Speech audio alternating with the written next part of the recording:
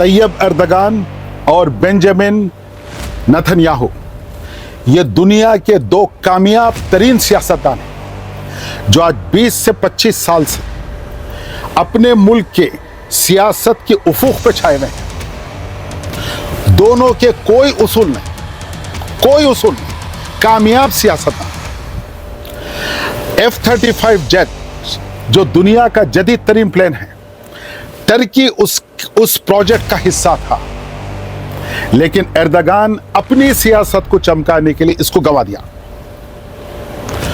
अब आज जरूरत पड़ रही है, टर्की की एयरफोर्स ऑब्सोलीट होए जा रही, तो इसने अमेरिका से रुजू हुआ कि मुझे उस प्रोग्राम में शामिल किया जाए और मुझे स्टेल्थ बॉम्बर चाहिए। ट्रंप ने कहा नो प्रॉब्लम, हम तो कभी आपको निकालना चाह रहे नहीं थे। ओबामा आपको समझाया, बाइडन समझाया, मैं समझाया, आप तो हमारे नेटो के एलाई है भाई, हम बिल्कुल दे देंगे। लेकिन हालात बदल गए, अब हमको सीरिया चाहिए। तैयब एर्दोगान जो सियासत का मास्टर है, कोई उसूल नहीं है। इदलिब में अल जोलानी था, हम आपको दे देंगे। ऑपरेशन हुआ, टर्की इस तरफ से, इसराइल उस तरफ से, बशर अल असद की हुकूमत गिर गई। जैसा ही सीरिया गया, इसराइल के रास्ते ईरान तक खुल गए। जो शेरक थी सीरिया, वो जाके एर्दोगान काटा, और 20 साल से इसराइल इंतजार में था इसके। 20 साल से पूरे चेस गेम तैयार था, ये मौके की तलाश में थे और वो लोग हमला करें। नतीजा कुछ भी निकला होगा अलग बात है, लेकिन ये पर्दे के पीछे क्या क्या होता है मेरे अजीज दोस्तों, एक आम आदमी क्या सोचता है और पर्दे के पीछे क्या होता है, दो मुख्तलिफ चीजें हैं। प्रोग्राम आगे देखिए, बड़े इंटरेस्टिंग हकायक लाया। Turkey's defense minister has announced that the United States has opened the door to allow Ankara back into the F-35 program. Turkey is hoping to place an order for 40 F-35 jets. The country already has 6 of them, but it doesn't have the permission to use them. However, Erdogan could still bag the F-35 deal. He has already gained brownie points with the regime change in Syria. If Erdogan agrees to junk the S-400 or give NATO access to the Russian system, maybe the world's most expensive weapon could be seen flying in Turkey's colors. आदाब दोस्तों, मैं बड़ा excited हूं और आज आप लोगों को भी एक्साइटेड कर दूंगा। शर्त यह है कि जज्बात को बाजू रखें, मजहब को थोड़ा सा बाजू रख दें। तो आपको, आपके सामने मैं वो हकायक लाऊंगा, वो पर्दे उठाऊंगा जो पर्दों के पीछे क्या हो रहा है हमको देखने में खौफ आता है, फियर है। अरे भाई, मैं इसको फेस नहीं कर सकता। नहीं करिए, और इसमें बड़ी लज्जत है, बड़ा एक्साइटमेंट है। देखिए, ये मिडिल ईस्ट में जो हुआ है, ईरान इसराइल का, लोगों की नजर बस यहीं पर फंसी हुई है, यानी कि इस्लाम वर्सेस कुफर, ऐसा कुछ। लेकिन मामला ऐसा नहीं है, इससे बहुत कुछ है, बहुत ज्यादा है। मैं आपको थोड़े दिन पीछे ले जाता हूं। लॉकहीड मार्टिन एक अमेरिका की मशहूर कंपनी, हथियार बनाने वाली, प्लेन्स। तो ये 80s में या 90s में, समझो आप 90s में एटलांटा में इसकी फैक्ट्री कुछ थी। तो जब F-16 और F-15 यानी उरूज पर थे, तो ये लोग फेस आउट करते हैं कि भाई आइंदा का सोचना है। तो लॉकहीड मार्टिन को कॉन्ट्रैक्ट दिया गया कि आप नेक्स्ट जनरेशन प्लेन बनाएंगे, जिसको कहते हैं 5th जनरेशन।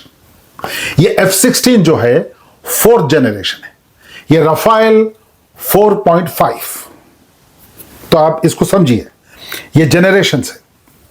अमेरिका इसमें माइल्स आगे निकल गया और 10-15 साल के अंदर F-35 स्टेल्थ बॉम्बर सामने आ गया, जो वर्टिकल टेक ऑफ करता, मतलब ऐसा, जरूरी नहीं है कि ऐसा जाए, जब आता है हेलीकॉप्टर के जैसा लैंड भी होता है और ऊपर भी जा सकता है, ये दोनों भी है।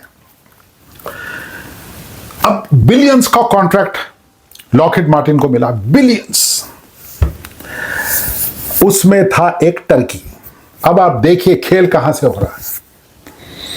तो टर्की जो है नेटो का मेंबर है, तो टर्की के पास कुछ 150-200 F-16 थे।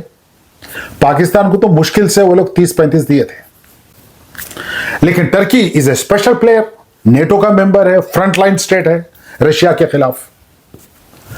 तो टर्की को बोले you are also part of the project, आप प्रोजेक्ट में भी है, पार्ट्स भी सप्लाई करेंगे, 10 बिलियन का कॉन्ट्रैक्ट आपको भी दिया जाएगा, जो स्पेयर पार्ट्स ये वो आप प्रोवाइड करेंगे, ताकि इसमें पार्टिसिपेंट्स रहे।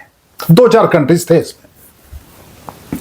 प्रोजेक्ट बढ़ता रहा, टर्की को 100 प्लेन्स मिलने वाले, इसराइल को 100, टर्की को 100, ब्रिटेन को कुछ, कनाडा भी माहिदा साइन करा था उसी दौर में, इसी तरह नेदरलैंड्स वगैरह ये वो जो नेटो के मेंबर्स है, या इवन यूरोपियन कंट्रीज है, जर्मनी है। अचानक ये हुआ कि टर्की बोला कि हमको आपके patriotic missile, anti aircraft, anti missile defence system चाहिए, जिस तरह इसराइल में काम कर रहा। फॉर सम रीजंस वो बात बन नहीं सकी। अब एर्दोगान साहब को गुस्सा आ गया, ये तो मेरा पॉलिटिकल कैरियर ना खतरे में आ जाएगा। लोग बोलेंगे भाई आपके साथ ये सुलूक हुआ, आप मर्दे मुजाहिद, ये क्या हो रहा है, बोल सकते लोग।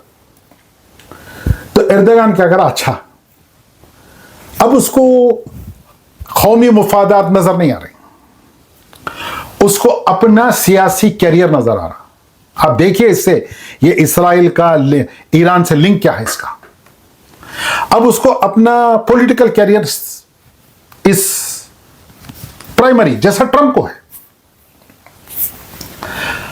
वो जाके पुतिन से मिलके बोला भाई हमको S-400 चाहिए आपके, टॉप लाइन, यानी 200-300 किलोमीटर दूर प्लेन को नहीं गिरा देते आने वाले। इंडिया जो है कामयाबी से इस्तेमाल करा है पाकिस्तान के खिलाफ, एक मिसाइल अंदर दाखिल नहीं हुआ, पूरे गिरा लिए गए। ये इतना जबरदस्त है। तो अमेरिका बोला अगर तुम वो लिए, चूंकि हम आपको प्लेन्स दे रहे हैं 100, टेक्नोलॉजी भी दे रहे हैं, आपके पास फैक्ट्री भी लगने वाली है, ये इससे टकराने वाला है, ये सेंसिटिव टेक्नोलॉजी उन्हें चुरा सकता उससे, ये अमेरिका का बोलना था। तो लिहाजा आप वो जो है मत लीजिए। रीजनेबल रिक्वेस्ट था, मगर मेरी हुकूमत, मेरे इलेक्शंस, मेरे को तो तुम्हारे खिलाफ ठहरना है। अब टर्की बोला नहीं, हम नहीं सुनते, जाओ। ओबामा समझाया, ट्रंप समझाया, बाइडेन समझाया, अरे भाई तो ऐसा मत कर, क्योंकि फ्रंट लैंड, देखिए Turkey is the second most important country after United states for NATO. ये याद रखिए आप, वेरी वेरी इंपॉर्टेंट कंट्री। जितना समझा सकते समझा, नहीं सुना। तो सेनेट में वगैरह में ये वो बोले भाई इनको F-35 के प्रोग्राम से निकाल दो। आखिरी वक्त तक समझाए, बाइडेन भी आया था, ओबामा समझाया, कॉल्स करा, ट्रंप बहुत समझाया, नहीं सुना, क्योंकि उसको अपना पॉलिटिकल कैरियर खतरे में, मुल्क का नहीं सोचा कि वो क्या चीज छोड़ने जा रहा है। एनीवे, उसको माहिदे से निकाल दिया, उसको पूरे कॉन्ट्रैक्ट से निकाल दिया, खत्म। अब आपके पास 4th जनरेशन प्लेन से F-16, आपकी एयरफोर्स ऑब्सोलीट हो जा रही है।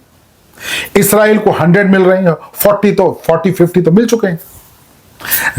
नेदरलैंड्स को मिल रहे हैं, उनको मिल रहे हैं। ब्रिटेन ले लिया डिलीवरी, वो ले लिया, ये ले लिया। अमेरिका तो 600-800 प्लेन, वो तो बहुत बड़ी बात है। इन्हों रह गए, अब क्या करना। यूरो फाइटर लेने गए तो जर्मनी कुछ आगे पीछे करा, मगर वो भी काफी नहीं है। अब क्या किया जाए, तो ट्रंप से इन्हों माहिदा कर रहे हैं। यह माहिदा पीछे हो रहा है कि F-35 को रिवाइव करो, हमको चाहिए।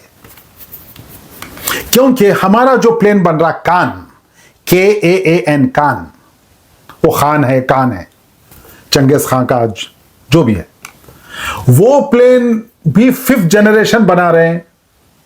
इंजन उसका रोल्स रॉयस प्रोवाइड कर रही है, या ना जनरल इलेक्ट्रिक इंजन। अब वो बनते बनते 2030-2035 होने वाले हैं। आप सोचिए गेम ये क्या हो रहा है। अब ये बोल रहे हैं कि भाई नहीं, हमको F-35 चाहिए। अब उसमें अमेरिका बोलता हमको कुछ चीज चाहिए तुम्हारे से। वो क्या है? सीरिया को गिराना है, असद की हुकूमत को गिराना है। और जोलानी जो इदलिब में बैठा हुआ है, उन्हें मोटरसाइकिल पे आया, पूरी खीर पकी हुई थी, या एर्दोगान साहब लाके उसको बिठा दिए, ईरान की शेरक काट दी। देखिए, आप जरा मजहब को मत लाइए बीच में, मैं आपको पूरा दूंगा, आप आखिरी तक सुनिए। आप ये वेरी इंटरेस्टिंग एनेक्डोट्स। इन्हों शेरक काट दिए। शेरक काटते इसराइल हमला करा ईरान पे। उन्हें 15-20 साल से इंतजार में था कि पूरे आंकड़े बैठे, यानी ड्रोन्स की फैक्ट्री भी खोल दी है, 3D फैक्ट्री भी खोल दी है वहां पर। पूरी जो 5 आईज है intelligence, New Zealand, Australia, Canada, Britain, America, 5 English speaking countries की इंटेलिजेंस, ये शेयरिंग होती। ये पूरे मोसाद से शेयर करते, पूरे इन्वॉल्व थे ईरान के ऑपरेशन में। और सबसे बड़ा जो फैसिलिटेट करने वाला दरवाजा जो खोला, वो है टर्की। अब वो टर्की सही करा गलत करा, मैं इस पे ओपिनियन नहीं दे रहा हूं इस वक्त, आपके सामने फैक्ट्स लाके बता रहा हूं। अब F-35 के नेगोशिएशन भी शुरू हो गए, वो भी मिलने वाले हैं। अब ट्रंप क्या बोलता, I love Erdogan, he is my friend. Erdogan बोलता he is my friend. Friend. अब ये F-35 के सीरियस नेगोशिएशन शुरू हो गए, और most likely Turkey will be getting the planes, 50, 100 जो भी है। अब जैसा ही ईरान का खुला, तो आप देख लिए क्या क्या हुआ। अब मुझे बताने की जरूरत नहीं है, मैं आपको एक चीज दूंगा। 4 कंट्रीज में मुकाबला चल रहा है मिडिल ईस्ट में। 4 कंट्रीज है, इसराइल, टर्की, सऊदी अरेबिया और ईरान। ये 3 कंट्रीज नहीं चाहते कि ईरान एक वाइब्रेंट इकोनॉमिकल पावर हाउस बन के उभरे। उसके चांसेस ज्यादा है। क्यों? उनके पास दुनिया में ऑलमोस्ट रशिया के बराबर की गैस है। खतर की पूरी काया पलट गई गैस की वजह से। ईरान के खतर के गैस मिलते जुलते हैं। और फिर ऑयल, सऊदी अरब चाहता कि मेरी टक्कर पे ऑयल प्रोड्यूसिंग कंट्री नहीं आना बाजू, मुझे अपना ऑयल बेचना है। टर्की नहीं चाहता कि मेरे मुकाबले में एक कंट्री आ जाए।